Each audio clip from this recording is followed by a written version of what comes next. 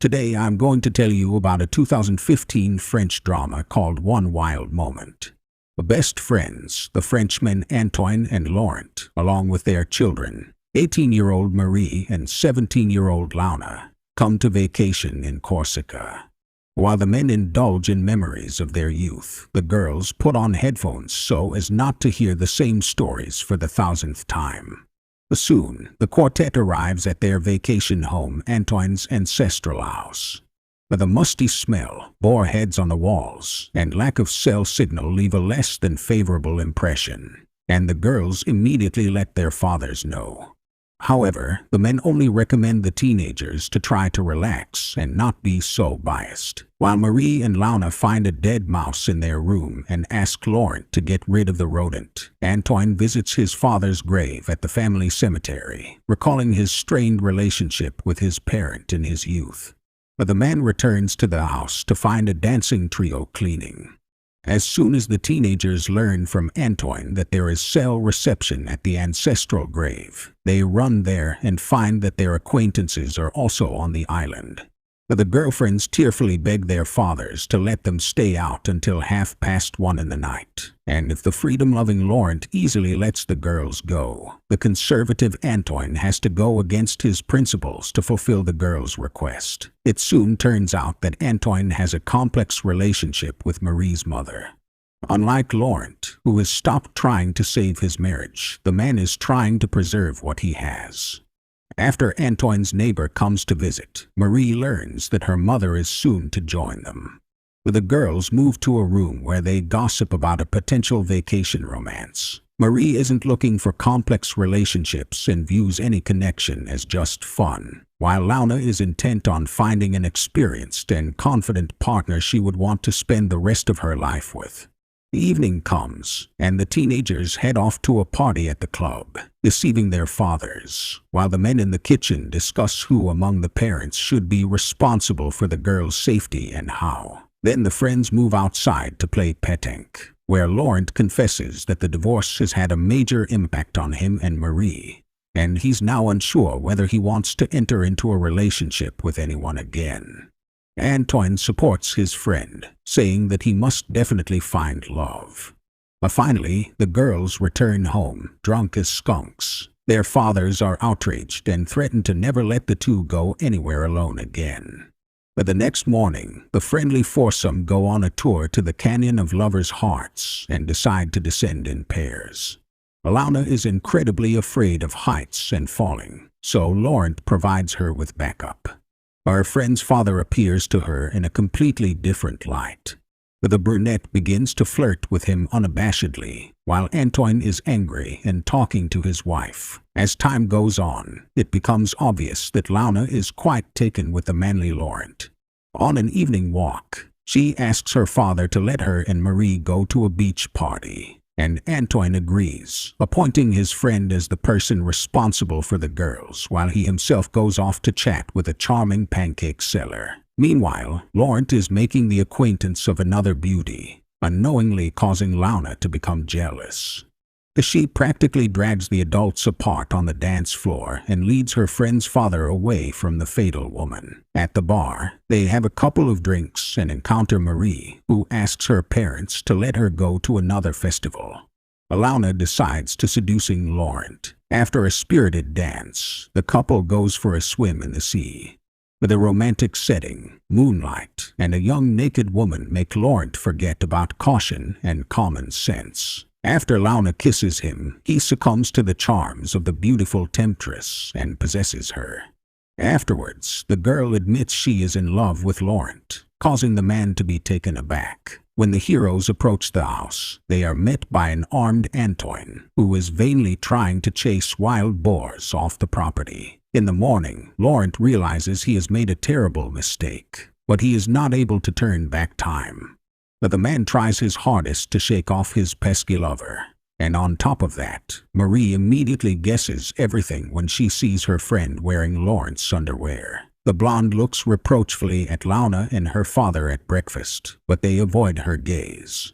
Marie becomes distant and cold towards her friend who has committed an unforgivable act. Meanwhile, the men go to the store to buy an electric fence, after which they join their daughters on the beach where Launa does not cease her attempts to get closer to Laurent. The man rejects her, thereby attracting the attention of Marie, who is talking on the beach with her crush. The blonde jumps up and runs to the engrossed Antoine, who is reading the instructions, and suddenly realizes that she is helpless in the current situation. But she can't tell him anything. In the evening, after another tense conversation with Marion, Antoine thanks his best friend for his support, making the latter feel regret and shame for his actions. After Marie goes to the club, despite her father's permission, Marie secretly sneaks into Laurent's room and in the morning forces him to confess his love. At the same time, Marie returns home, and the man has to give in to the wishes of the manipulator. A satisfied Launa returns to her bedroom where she finally decides to talk to her friend about what happened. But Marie doesn't want to hear anything. She calls her friend a loose woman and her father an unstable person, and runs out of the room. While Antoine is dreaming his 10th dream, Laurent sincerely asks the tearful brunette about her motives, and she simply responds that it's all about love. Later, Antoine finds the blonde in the office, and she rudely snaps at him out of anger and a hangover. The infuriated man goes up to his friend and asks him to handle his daughter's behavior. Laurent is torn. He realizes he has let his child down, but fears to approach her, suspecting that the secret will come out. In the end, he goes downstairs and overhears a conversation between Marie and her father about Marion's divorce. Thinking it's about him, Laurent almost spills the secret. In the day, the girl uses Laurent again for a jet ski ride. But the hero loses his patience and scares her with his driving. Meanwhile, Antoine lets Marie know that he's always ready to help and listen to her. In the evening during a game of Uno, Luna makes advances towards Laurent, and her friend decides to take action. She brings up the name of Amandine, Laurent's mistress. Luna predictably loses her temper, and Marie, pleased with her trick, goes for a walk, while Antoine goes to talk to his wife again. Luna lunges at Laurent with kisses, but he roughly pushes her away, realizing that the man does not want a continuation of the love affair. In tears, the girl tells her father about her misery in the morning, without naming her lover but mentioning that he is Antoine's peer.